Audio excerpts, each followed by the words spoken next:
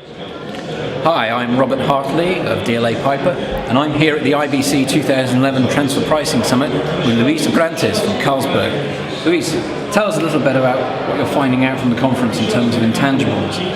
Well, it's been very interesting so far.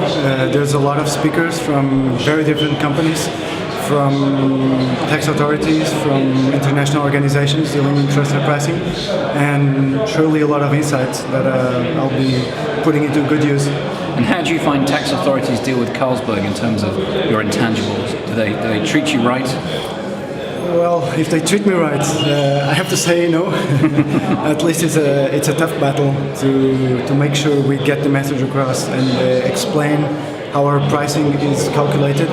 As you know, intangibles is not an obvious area. There's a lot of things to explain. It's by definition an area where it's tough to have certainty, and we have plenty of challenges around the world to explain to tax authorities how our intangibles model work and how we use our licensing structure to remunerate the ownership of intangibles.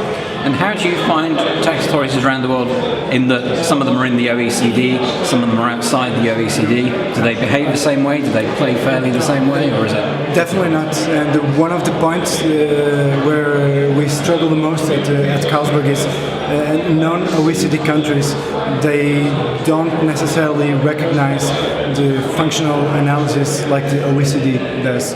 And this means that in tax authorities in these countries, often selling a bottle of beer is selling a bottle of beer regardless of all the functions and all the risks that are associated with it.